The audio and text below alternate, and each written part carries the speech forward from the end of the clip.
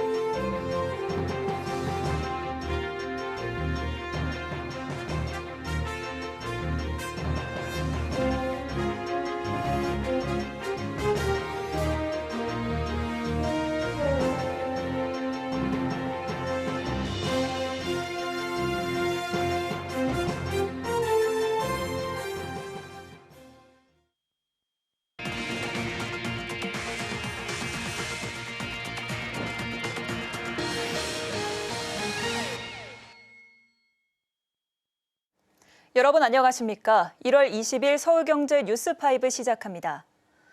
국내 주식시장은 트럼프 이기 출범을 앞두고 경계 심리가 부각되는 분위기입니다. 오늘 코스피는 전장보다 0.14% 내린 2,520.05로 거래를 마쳤는데요. 이번 주엔 트럼프 2기 행정부 출범식을 비롯해 SK하이닉스, 현대차 등 실적 발표, 차주 설 연휴 휴장으로 기대와 우려가 교차하고 있습니다. 김보연 기자입니다. 우리 코스피 개인 매수세로 상승 출발해 2,520선에서 등락을 보이다가 오후 장후반 갈수록 힘이 빠졌습니다. 개인과 기관 매수에도 외국인이 4,145억 원 매도하며 지수를 끌어내린 탓에 코스피는 전거래일보다 0.14% 하락한 2,520.05로 마감했습니다. 다만 국내 증시 상승 조짐에 개인 투자자 투심은 회복하고 있는 모습입니다.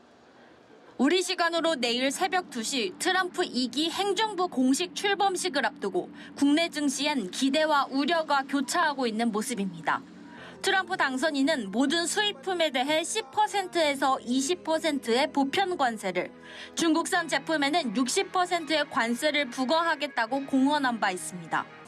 이와 함께 비트코인의 전략 비축화, 틱톡 사용 금지, 남부 국경 폐쇄, 불법 이민자 추방 등 약 100여 개의 행정명령을 발표할 것으로 알려졌습니다.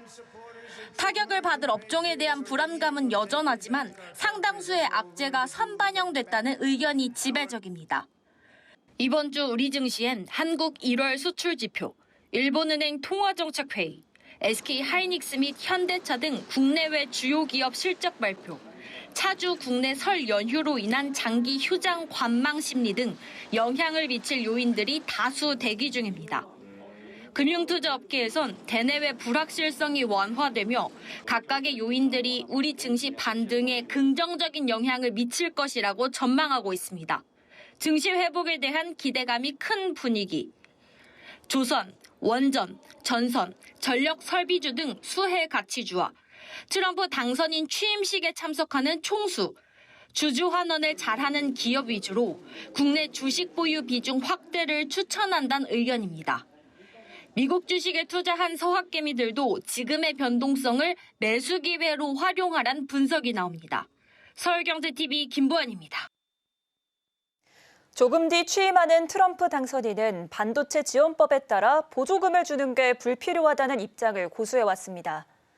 해외 생산에 대해 관세를 매기면 보조금을 주지 않아도 된다는 건데요. 삼성전자와 SK하이닉스 등 바이든 정부에서 막대한 대미 투자를 한 국내 기업이 영향을 받게 되는 만큼 촉각을 곤두세우고 있습니다.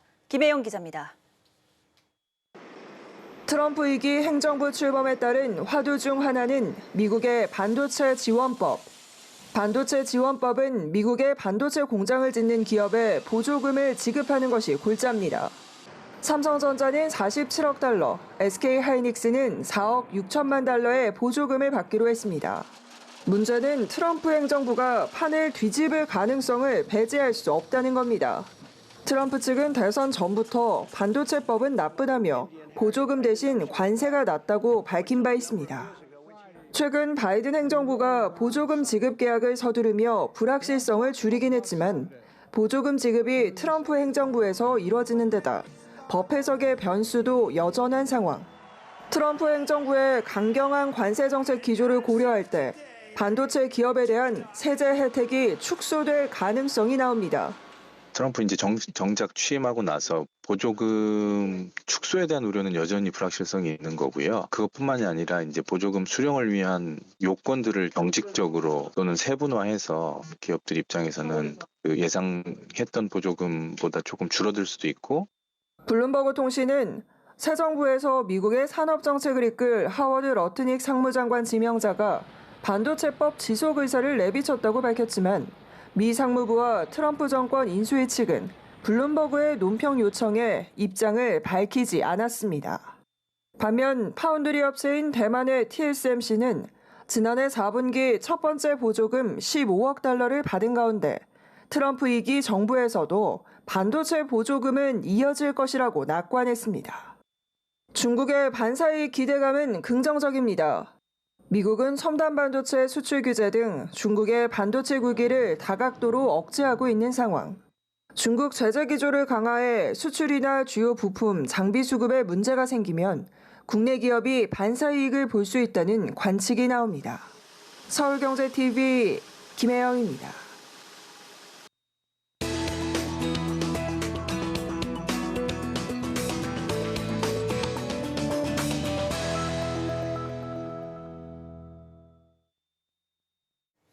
네, 유통업계도 트럼프 대통령 취임으로 글로벌 통상 환경 변화에 촉각을 곤두세우고 있습니다.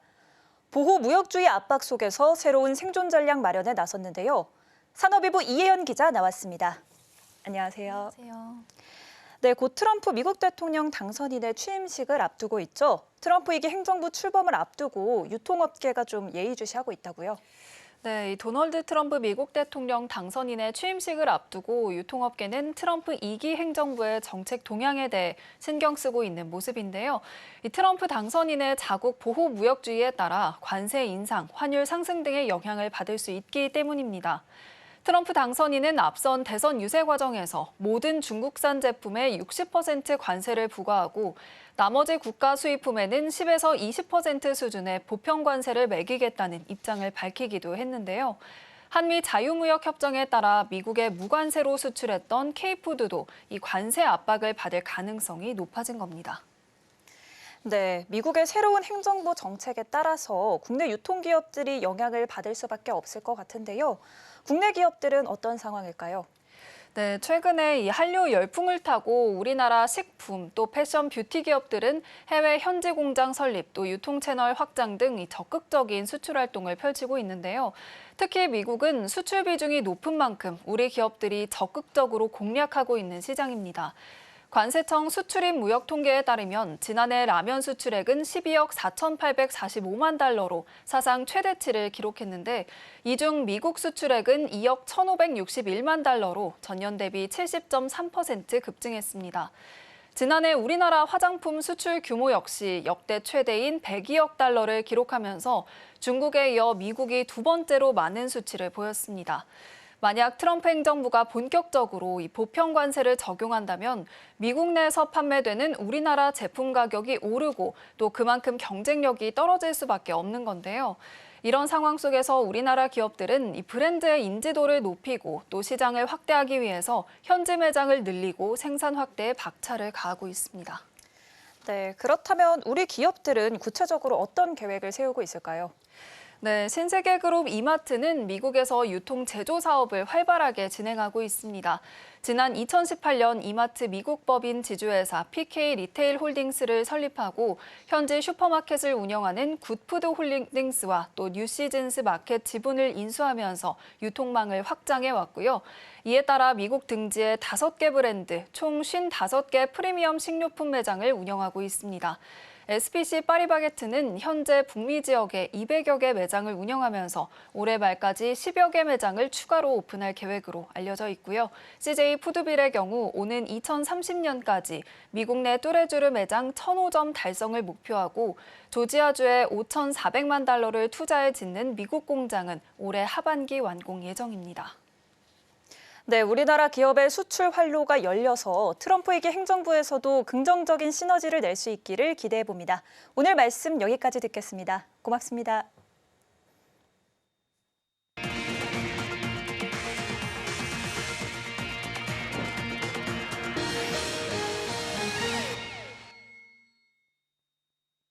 국내 중견 자동차 업체들이 전기차 등을 앞세워 시장 공략에 고삐를 주고 있습니다. 최근엔 중국 자동차 기업들까지 한국 시장에 진출하며 전기차 시장에서 한판 대결을 펼쳐야 하는 상황인데요. 중견차 3사는 올해 잇따라 신차를 출시하며 대응에 나선다는 계획입니다. 이해란 기자입니다. 올 들어 BYD를 시작으로 가격 경쟁력을 갖춘 중국 자동차 업체들이 한국 시장 진출을 가시화하면서 중견 자동차 3사가 결전의 의지를 다지고 있습니다. 국내 5대 완성차 업체의 지난해 내수 판매량을 살펴보면 현대차 70만 5천 10대, 기아 54만 10대로 현대차 그룹이 시장을 주도해왔습니다. 이어 KGM이 4만 7천 46대, 르노코리아 3만 9천 816대, GM 한국 사업장이 2만 4천 824대를 판매했습니다. 중견 3사가 지난해 내수 시장에서 판매한 차량은 11만 대를 약간 웃도는 건데 이는 전년보다 10%가량 줄어든 규모입니다. 중형 SUV 그랑콜레오스로 4년 만에 신차 효과를 누린 르노코리아를 제외하고 KGM과 GM 한국 사업장은 전년 대비 판매량이 각각 25.7%, 35.9% 줄었습니다. 신차 유무, 그 가운데서도 하이브리드 파워트레인 모델 유무가 성적을 가른 주 원인으로 꼽히고 있습니다. 여기에 현대차그룹과 달리 중견 3사는 전동화 모델을 이제 막 출시하거나 준비 중인 단계인 만큼 중국 브랜드의 한국 시장 진입은 각사의 도전 과제로 다가올 거란 분석입니다. 중국 브랜드의 경우 가성비 전략을 내세우는 데다 다양한 라인업으로 무장한 만큼 소비자들의 선택지가 넓어지기 때문입니다. 중견 3사는 올해 잇따라 신차를 출시하며 중국 업체와 맞대결을 펼칠 계획입니다. KGM은 토레스의 하이브리드 모델을 추가하고 전기 픽업 트럭을 선보일 예정입니다. 르노코리아와 GM 한국 사업장은 각각 세닉 이테크 일렉트릭과 이카노스 EV로 소형 전기 SUV 시장에 뛰어들 전망입니다. 현재 BYD라고 하는 중국 전기차가 공격적으로 판매 전략을 지금 세우고 있기 때문에 그런 부분도 판매 대수가 늘어나게 되면 중견기업으로 분류되고 있는 판매 물량이 다소 떨어질 것으로 예측이 신차가 나오는 시점에 조금 볼륨이 좀 늘어날 수는 있겠지만 공격적인 판매 마케팅이라든지 이런 부분에 신경을 좀 많이 써야 됩니다. 중견차 3사가 올해 신차 출시 효과로 점유율 확대에 나설 수 있을지 업계에 관심이 쏠리고 있습니다. 서울경제TV 이혜란입니다. 전국 불안과 미국 트럼프 2기 행정부 출범 등으로 대내외 불확실성이 커졌지만 금융지주사들은 지난해에 이어 올해도 역대급 실적이 전망됩니다. 금융지주사를 대상으로 상생금융 압박이 거세질 것으로 전망되는 가운데 특히 정치권을 중심으로 가상금리 인하 논의가 본격화할 것으로 보입니다. 이연아 기자입니다. FN가이드 실적 컨센서스에 따르면 4대 금융지주의 지난해 당기순이익 전망치는 전년 대비 11.8% 증가한 총 16조 9,245억 원. 올해 4대 금융지주의 당기순이익은 17조 원을 훌쩍 뛰어넘을 것이란 전망이 나옵니다. 지난해 4대 금융지주의 연간 실적 전망 규모가 17조 원에 육박한 점을 고려하면 올해는 3에서 5% 순이익이 증가한 17조 5천억이 넘을 것이란 전망이 나왔습니다. 증권가에서는 특히 KB 금융지주의 순이익이 전년 대비 10% 가까이 늘어 금융지주 최초 5조 클럽 달성을 전망하고 있습니다. 금융지주사들의 역대급 실적에는 지난해 7월부터 금융당국의 고강도 가계대출 조이기 방침에 따라 은행권이 일제히 대출 금리를 높이며 벌어진 예대금리 차가 결정적이었습니다. 이 때문에 정책권을 중심으로 상생금융 차원 은행권의 가상금리 인하 요구가 꾸준히 제기됐습니다. 가상금리는 은행들이 은행채 금리와 코픽스 등 시장 조달금리를 반영한 지표금리에 임의로 더하는 금리입니다. 통상 업무 원가와 법정 비용, 위험 프리미엄 등에 반영됩니다. 현재 은행들은 자영업자와 소상공인 대상 추가 상생금융 방안 마련에 나서고 있는 분위기입니다. 앞서 지난달 23일 은행권은 자영업자와 소상공인 대상 이자 경감 등을 통해 총 3년간 연 7천억 규모 상생금융 지원을 하기로 결정한 바 있습니다.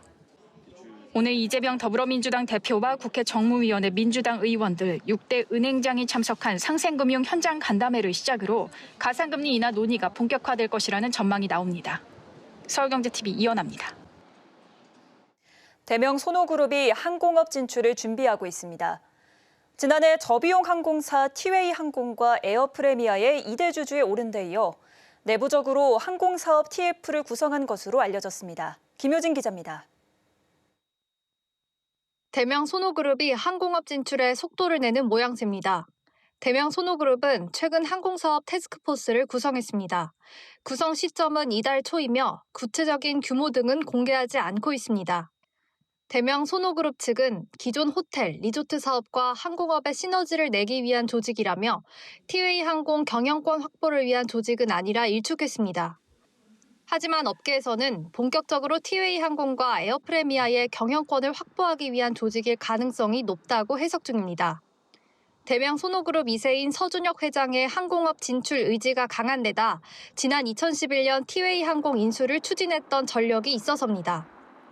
대명 소노그룹은 현재 티웨이 항공의 2대 주주로 지분율은 26.77%입니다.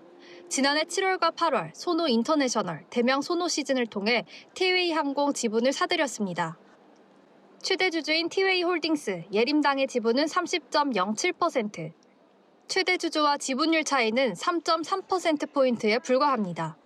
특히 오는 3월 티웨이 항공의 정기 주주총회에서 이사회 진입을 시도할 거란 전망도 나옵니다. 티웨이 항공의 등기 임원 7명 중 정홍근 티웨이 항공 대표 등 4명의 임기가 만료되는데 대명 소노그룹이 신규 임원 선임을 시도할 거란 관측입니다.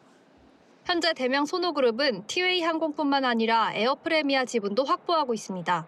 지난해 10월 대명 소노그룹은 에어프레미아 2대 주주 JC 파트너스가 보유한 JC 에비에이션 제1호 지분 50%를 471억 원에 사들여 2대 주주에 올랐습니다. 대명 소노그룹이 티웨이 항공과 에어프레미아를 모두 인수한 후 합병시킨다는 시나리오가 완성되면 아시아와 미국, 유럽까지 단거리와 중장거리를 모두 영위하는 항공업 포트폴리오를 갖추게 됩니다. 대한항공과 아시아나항공사나 진에어와 에어서울, 에어부산이 합쳐진 통합 LCC 출범이 확정된 가운데 대명 소노그룹이 LCC 인수 작업 초읽기에 들어가면서 LCC 업계의 지각 변동 가능성이 높아지고 있습니다. 서울경제TV 김유진입니다. 치열했던 한남 4구역 재개발 시공사 선정이 막을 내렸습니다. 승자는 삼성물산이었는데요. 삼성물산이 내건 금융혜택도 눈길을 끌고 있습니다. 향후 있을 정비 사업에도 영향을 미칠 것으로 예상되기 때문입니다. 이지영 기자입니다. 강북 재개발 최대여로 꼽힌 한남 4구역 재개발 지역이 레미안으로 물들 예정입니다. 지난 18일 한남 4구역 시공사 선정 총회에서 삼성물산 건설 부분이 시공사로 선정됐습니다. 이에 삼성물산이 조합에 내건 조건들에 이목이 쏠리고 있습니다. 삼성물산은 조합의 최저 이주비 12억 원을 보장하고 기본 이주비인 LTV 50%에 100%를 추가로 더해 총 150%를 조달하기로 했습니다. 예를 들어 현재 조합원이 소유하고 있는 물건의 종전 자산평가액이 4억 원일 경우 기본 이주비 2억 원에 추가 이주비 4억 원을 더한 총 6억 원의 이주비에 추가로 6억 원을 더 지원해주겠다는 겁니다. 자산평가액이 낮은 조합의 상황과 주변 시세를 고려한 겁니다. 이외에도 분담금 상환을 최대 4년 유예해주겠다는 내용도 담았습니다. 업계에선 삼성물산이 한남 4구역 조합에게 내건 금융 혜택과 공사비 등이 향후에 있을 정비 사업에 큰 영향을 미칠 걸로 전망합니다. 삼성물산이 조합들에게 내건 금융 조건들이 파격적이었던 것만큼 향후에 있을 강남권 정비사업조합에게 내걸 기준을 새로 써야 하기 때문으로 풀이됩니다. 특히 삼성물산 이주비 대책은 조합원들에게 유용한 조건이라 평가되거든요. 앞으로 있을 정비사업인 압구정, 개포주공은 한남 4구역만큼 대역급 지역으로 평가받는 사업지다 보니 다른 건설사들도 이주비 면에서 삼성이 제안한 조건과 견줄 수 있는 조건을 제안하지 않을까? 다만 이번 삼성의 이주비 대책은 업계에서도 실현 가능성에 의문을 두고 있어서요. 다른 건설사들도 제안하는 데 있어 고민을 하고 있습니다. 올해 한남 4구역과 같은 대역급 정비사업이 시작되는 곳은 압구정동 2, 3구역, 개포주공 6, 7단지, 잠실우성 1, 2, 3차입니다. 특히 압구정 재건축 사업은 다수의 대형 건설사들이 눈여겨보고 있는 사업지입니다. 24개 단지 모두 한강변인데다 일반 분양수도 많아 입지와 사업성 면에서 좋은 평가를 받기 때문입니다. 현대건설과 삼성물산 건설 부분, GS건설, 대우건설, DLENC 등이 수주전에 참여할 걸로 보입니다. 조합들의 마음을 사로잡기 위해선 한남 4구역에 제한된 금융 혜택과 비슷하거나 또 높은 수준을 제한해야 하는 만큼 건설사들의 고심은 깊어졌습니다. 서울경제TV 이지영입니다. 카카오가 새로운 AI 메이트를 선보입니다. 카카오는 지난달 AI를 통해 쇼핑과 선물 구입을 도와주는 AI 쇼핑메이트를 공개했는데요. 이번에는 이용자의 위치 정보를 기반으로 최적화된 장소 등을 추천하는 로컬 서비스가 출시될 거란 전망이 나옵니다. 이수빈 기자입니다. 카카오가 AI 쇼핑메이트에 이어 새로운 인공지능 특화 서비스를 선보입니다. 이용자와의 대화를 통해 장소를 추천하는 초개인화 로컬 서비스가 출시될 것으로 관측됩니다. 카카오는 AI 메이트 웹페이지에 두 번째 메이트 예고 소식을 공개했습니다. 카카오는 지난달 쇼핑 선물 특화 서비스 AI 쇼핑메이트 베타 버전을 공개한 바 있습니다. AI 쇼핑메이트는 이용자와의 대화를 기반으로 쇼핑 아이템과 선물 추천, 카카오톡 친구의 생일 일정 등을 제공하는 서비스입니다. 이번에 출시를 예고한 AI 메이트의 이름과 출시 일정은 아직 공개되지 않았지만 로컬 서비스와 연관됐을 것으로 업계는 보고 있습니다. 웹페이지에 새로운 AI 메이트 출시 예고와 함께 첨부된 아이콘 이미지가 나침반 모양으로 추정되기 때문입니다. 또 두 번째 AI 메이트에 대한 설명으로 고민을 해결해줄 ENTP 같은 내 친구라는 문구가 포함돼 AI 기반 초개인화 장소 추천 서비스가 출시될 것으로 예상됩니다. 카카오는 이미 이용자의 장소 정보를 활용한 다양한 서비스를 운영하며 로컬 서비스 시장에 꾸준히 관심을 보여왔습니다. 이용자 위치 1km 내 매장의 혜택 정보나 쿠폰 등을 알려주는 카카오맥 동네 소식 서비스와 이용자의 지역과 관련한 소모임, 맛집 등의 콘텐츠를 제공하는 카카오톡 오픈 채팅, 로컬 탭이 대표적입니다. 여기에 본격적으로 AI를 활용한 로컬 서비스 출시가 관측되면서 카카오가 지역 밀착형인 하이퍼로컬 시장에 힘을 준다는 분석도 나옵니다. 카카오는 올해 출시되는 AI 메이트 카나나의 완전한 모습을 만나기 전까지 다양한 분야에 적용되는 AI 메이트 서비스를 미리 선보이고 있는 상황. 이를 통해 다양한 일상의 영역에 AI 비서가 스며드는 혁신을 이용자들이 미리 경험할 수 있도록 하겠다는 계획입니다. 서울경제TV 이수빈입니다. 김기문 중소기업 중앙회장이 제23차 세계 한인 비즈니스 대회 대회장을 맡게 됐습니다. 세계 한인 비즈니스 대회는 전 세계 한인 경제인들이 교류하며 국내 중소기업의 해외 진출을 지원하는 경제 행사로 올해는 4월 17일부터 20일까지 미국 조지아주 애틀랜타에서 열립니다. 재외동포청과 세계 한인 비즈니스 대회 운영위원회는 김 회장이 중소기업의 세계 시장 진출 확대를 위한 노력을 해온 점을 높이 평가해 대회장 자리를 요청했다고 밝혔습니다. 김 회장은 앞으로 지자체와 국내외 기업의 전시회 참가를 돕고 구매력 있는 바이어를 섭외하는 등 대회의 성공적 개최를 위한 지원 활동에 나선다는 계획입니다. 김 회장은 이번 대회가 한국 중소기업의 우수한 상품을 세계에 널리 알리고 해외 수출 확대의 기회가 될 수 있도록 최선을 다하겠다고 말했습니다. 서울경제 뉴스5 저희가 준비한 소식은 여기까지입니다. 시청해주신 여러분 고맙습니다.